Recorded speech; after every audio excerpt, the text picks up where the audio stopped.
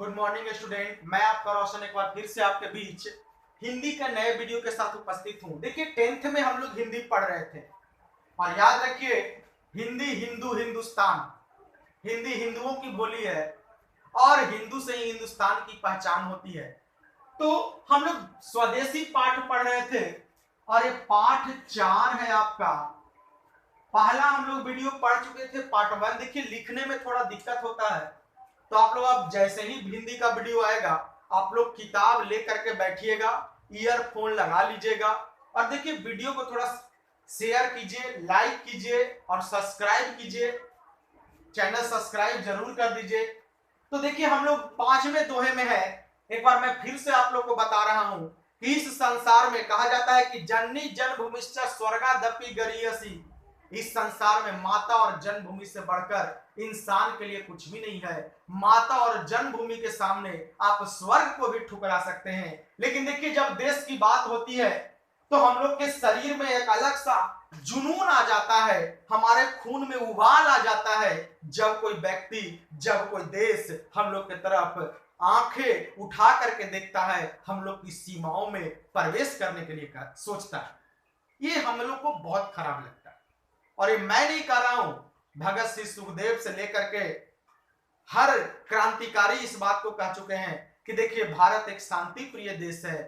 हम आपकी सीमाओं में अगर नहीं झांकते हैं तो आप हमारी सीमाओं में प्रवेश करने का प्रयास ना कीजिएगा। लेकिन आज के इस समय में हर एक देश, जैसे चाइना है, पाकिस्तान है, नेपाल है, सारे देश भारत की ओर, भारत की सीमाओं में झांकने का प्रयास कर रहे हैं। तो मैं अपने 2-4 लाइनों से पाकिस्तान, चाइना और नेपाल को मैं कहना चाहता हूं कि दूध मांगोगे तो खीर देंगे, दूध मांगोगे तो खीर देंगे,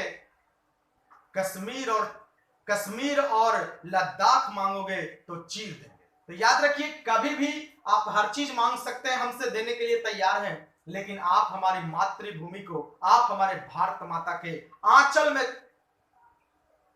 टच करने का, आंचल को छूने का प्रयास कीजिएगा तो याद रखिए यहां से जिंदा लौट करके वापस नहीं जाइएगा। इन्हीं चंद लाइनों के बाद मैं आपकी कविता को प्रारंभ करता हूं और देखिए 5वां दोहा है। कहते हैं बोल सकत हिंदी नहीं, किताब में मिलाइएगा कि बोल सकत हिंदी नहीं, अब मिल हिंदू लोग, अंग्रेजी भाखन करत अंग्रेजी उपभोग। कहते हैं बद्री नारायण चौधरी प्रेमधन जी कह रहे हैं कि आज भारत में ऐसे लोग हैं जो बोल सकत हिंदी नहीं, जो हिंदी नहीं बोल पा रहे हैं और वो अपने आप को कहते हैं कि मैं हिंदू हूं। याद रखिए आप हिंदू तभी कहलाने के लायक हैं जब आप में हिंदी बोलने की क्षमता है। लेकिन आज जो व्यक्ति शुद्ध हिंदी बोलता है उसे लोग घृणित नजरिए से देखते हैं, लेकिन अगर वही कोई 2-4 लाइन अंग्रेजी बोल दे, hello hi yes no please very good कर दे, तो उसको बड़ा अच्छा समझते हैं। तो एक बार मैं फिर से पंक्ति में लौटता हूं कि बोल सकत हिंदी नहीं, अब मिल हिंदू लोग, अंग्रेजी भाखन करत अंग्रेजी उपभोग। आज ऐसे लोग हैं भारत में जो हिंदी नहीं बोल सकते हैं और वो कहते हैं कि मैं हिंदू हूं, अंग्रेजी भाखन करत, वो अंग्रेजी को ही बोलते हैं और अंग्रेजी उपभोग, और अंग्रेजी को ही, अंग्रेज की बनी हुई यानी विदेशी वस्तुओं का ही उपभोग कर रहे हैं, जो हमारे देश के लिए अच्छा नहीं है। छठे दोहे में क्या कहते हैं कि अंग्रेजी वाहन बसन, बेस रीति और नीति। आज हमारी जो चाल है, जो बेस है, जो रीति है, नीति है, सब कुछ अंग्रेजों के द्वारा प्रभावित है, सब कुछ अंग्रेजों के द्वारा लाया गया है। उसी चीज को आज हम लोग उपयोग कर रहे हैं। आगे कहते हैं कि अंग्रेजी रुचि गृह सकल वस्तु देश विपरीत, और उसी अंग्रेजी में हम लोग रुचि ले रहे हैं, उसी अंग्रेजी को बोलने की बात कर रहे हैं जो हमारे देश के विपरीत है, जो हमारे देश के लिए नहीं है। वो देश के विपरीत भाषा है, हमारे देश की नहीं है, यह एक विदेशी भाषा है। लेकिन आज उसी को बोलने में, उसी की वस्तुओं को उपयोग करने में हम लोग आज अपने आप को बहुत अच्छा समझते हैं। 7वें दोहे में क्या कर रहे हैं चौधरी जी, जरा समझिएगा कि हिंदुस्तानी नाम सुनी अबे सकुचित लजात, हिंदुस्तानी नाम सुनी अबे सकुचित लजात, भारतीयता सब वस्तु ही सोए हाय घिनात।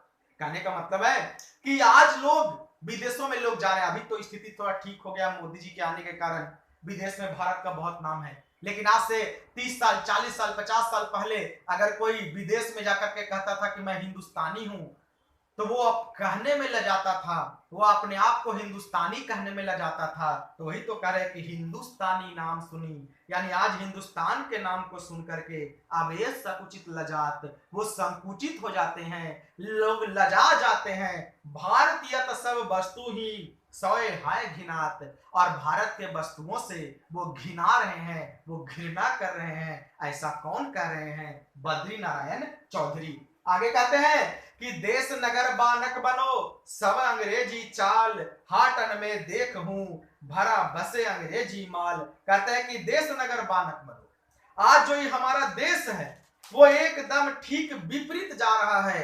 आज बानक माने वेशभूषा, आज देश की जो भाषा है वो बदल रही है।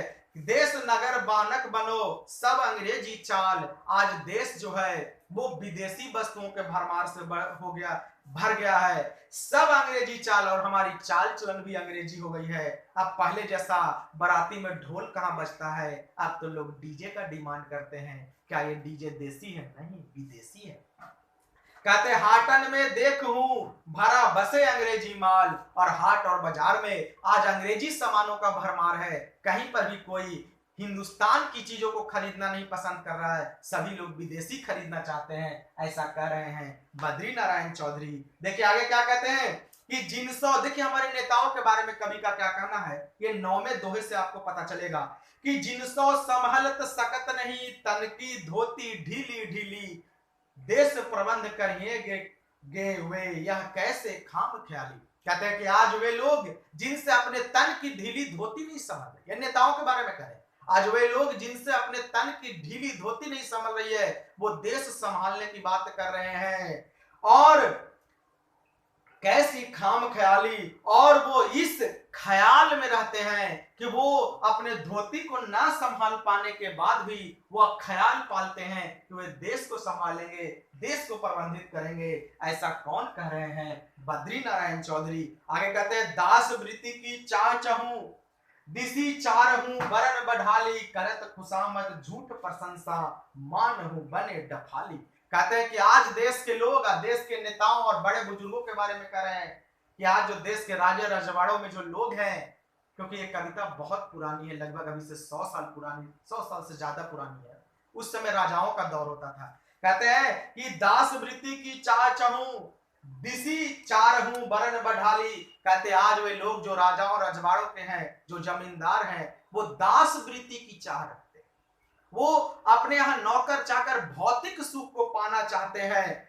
चारहूं बरन बढ़ाली, करत कुसामत झूठी प्रशंसा, बने डफाली। और कहते हैं कि वे लोग जो राजा और रजवाड़ों में रहते हैं, जो महलों में रहते हैं, वो अपनी झूठी प्रशंसा से बहुत खुश हो जाते हैं। वो दास वृत्ति की चाह रखते हैं, और यही झूठी प्रशंसा को चाहने वाले लोगों को कवि ने डफाली शब्द का उपयोग किया है। आपसे पूछा जाएगा क्वेश्चन कि कवि ने डफाली किसे कहा, तो आपको बताना होगा कि जो लोग अपनी झूठी प्रशंसा करते हैं और जो लोग दास वृत्ति की चाह रखते हैं, कवि ने उन लोगों को डफाली कहा है। तो इस तरह से हमारा स्वदेशी जो कविता है वो समाप्त हो गया।